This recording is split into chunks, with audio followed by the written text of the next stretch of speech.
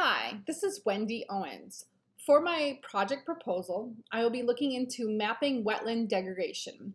This will help me assess and determine the best way to protect and restore wetlands. The problem that we have is that wetland and watershed degradation are not only bad for ecosystems and biodiversity, it can also affect the livelihood of people living in certain regions. Using mapping tools will allow policymakers and land managers to make better decisions. For my master's thesis, I will be focusing on microbial communities across different wetland types and ages. Unfortunately, GIS and remote sensing are not at the level to assess microbial communities. GIS and remote sensing techniques can give us better information about plant diversity, and then I should be able to correlate plant biodiversity to microbial biodiversity. The goal for this project is to find two case studies assessing wetland and watershed degradation, determine how I can apply this to my thesis, and then therefore it will make it possible for future researchers to use my data to make sound management decisions in regards to wetlands. For my literature review, I looked at 3 different journal articles. The first one is by Rebello et al., 2009, and it's Remote Sensing and GIS for Wetland Inventory, Mapping, and Change Analysis. The second one is Mapping Ecosystem Services Provided by Wetlands at Multiple Spatial Temporal Scales, a case study in Quebec, Canada, Varon et al., 2019. The last one is Spatial Patterns in Small Wetland Systems, Identifying and Prioritizing Wetlands Most at Risk from Environmental and Anthropogenic Impacts, Melli et al.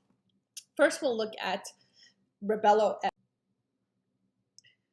The first journal article is by Rebello et al., 2009. It discusses how wetland inventory is being developed to cover gaps in knowledge. It looks at trends of land use near wetlands. It also uses remote sensing and GIS to determine the best way to use at a local level to have better outcomes in land use management. The 2 case studies are Sri Lanka and 8 countries in Southern Africa. The top image is that of Southern Africa, with several 8 countries there showing the pinpoints of where the wetlands that they assessed. The lower image is that of land cover in Sri Lanka in 1992 and in 2002. The second journal article is looking at mapping ecosystem services provided by wetlands at multiple spatial temporal scales, a case study in Quebec, Canada, 2019. It looks at ecosystem services in wetlands affected by climate change and anthropogenic activities. This study quantifies ecosystem services in several ways.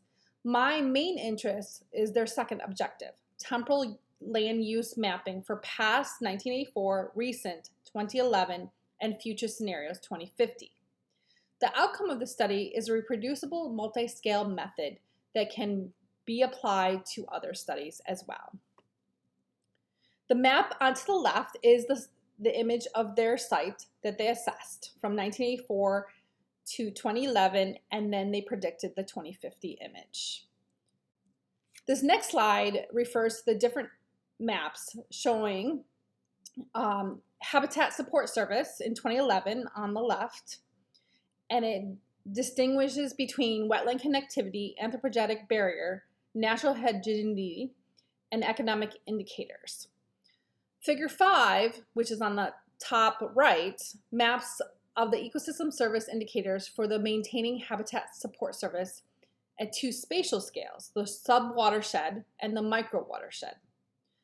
Figure 6 maps of the ecosystem service indicators for Maintaining Habitat Support Service at the sub-watershed scale diagnostic for different periods and scenarios. The last journal article I looked at was Spatial Patterns in Small Wetland Systems, Identifying and Prioritizing Wetlands Most at Risk from Environmental and Anthropogenic Impacts, Melli et al., 2018. They chose to study distribution patterns in Eastern Cape, South Africa. The goal was to look at the distribution patterns of wetlands to better assess for conservation and management decisions. Other methods were determined costly, and using GIS mapping can be cost-effective in decision making. What I would do for this project is look at the spatial statistics, looking at diversity, particular plant diversity, but I'll also be creating maps for each of my sites after sampling from my microbes and identifying different functional groups. They can be used as a layer and compared to plant diversity. I also can use color to show low diversity all the way up to high diversity. And in addition, the map can also show proximity to anthropogenic activities. These are the maps of my potential sites: High Acres Nature Area in Parrington, New York, Mill Seat Waste Management in Bergen, New York, and the RIT wetlands right on campus.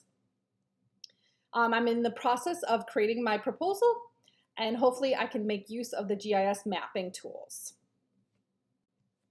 This is the bibliography of the 3 journal articles, as well as all the photographs are of my own photographs I've taken throughout the last few years of nature and wetlands.